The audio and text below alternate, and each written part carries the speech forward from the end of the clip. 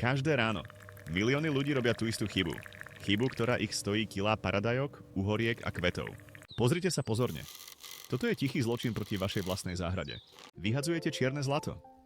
A čo je horšie, mnohí z vás ho používajú úplne zle.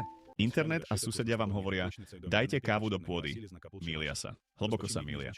Prestaňte s tým. Okamžite. Háčete na svoje rastliny kyslú bombu. Čerstvá kávová usadenina je kyslá. Jej pH sa pohybuje okolo 5,0. Väčšina vašej zeleniny, paradajky, papriky, uhorky potrebuje neutrálnu pôdu. Z pH od 6 do 7. Keď pridáte čerstvú kávu, spôsobíte pôde šok. Zablokujete príjem životne dôležitých živín. Vaše rastliny doslova hľadujú, aj keď stoja v pôde plnej jedla. Je to tragédia, ktorú si spôsobujete sami. A to nie je všetko. Je tu druhý ešte zákernejší problém. Dusík. Dusík je motorom rastu. Dáva rastlinám zelenú farbu a silu. Bez neho nie je života. Keď hodíte čerstvú kávu do pôdy, mikroorganizmy ju začnú rozkladať. A tento proces spotrebúva obrovské množstvo dusíka. Kradnú ho vašim rastlinám priamo spred koreňov. Vaša káva tak aktívne vyhľaduje vašu úrodu. Výsledok? Žlté listy, slabé stonky, minimum kvetov a takmer žiadne plody. Poznávate to? Ak áno, počúvajte. Existuje riešenie, staré, jednoduché a 100% účinné. Naši predkovia neplýtvali. Vedeli, že všetko z kuchyne patrí späť do zeme, ale poznali pravidlá. Kávová usadenina nie je odpad, je to čierne zlato. Musíte ho však správne spracovať. Kľúčové slovo je kompost. Všetká kávová usadenina musí prejsť kompostom. Tento proces neutralizuje kyslosť. Stabilizuje dusík a premení ho na formu, ktorú rastliny dokážu prijať. A ako na to? Je to jednoduché. Zbierajte usadeninu z kávy.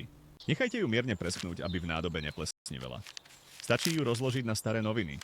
Potom ju pridajte do kompostu. Ale pozor, nikdy nie samotnú. Vždy ju zmiešajte s tzv. Hnedým materiálom. Suché listie, slama, kartón, piliny. Zlaté pravidlo znie: jeden diel kávovej usadeniny na 3 až 4 diely hnedého materiálu. Tým zaistíte správnu rovnováhu uhlíka a dusíka. To je tajomstvo horúceho a rýchleho kompostu. Za pár mesiacov sa táto zmes premení na tmavú, voňavú a na živiny bohatú hmotu. Toto je skutočné hnojivo. Plné dusíka, draslíka, horčíka. Všetkého, čo vaša záhrada potrebuje. A čo ak nemáte kompost? Nevadí. Existuje aj rýchlejšia cesta pre netrpezlivých. Vyrobte si kávový výluh.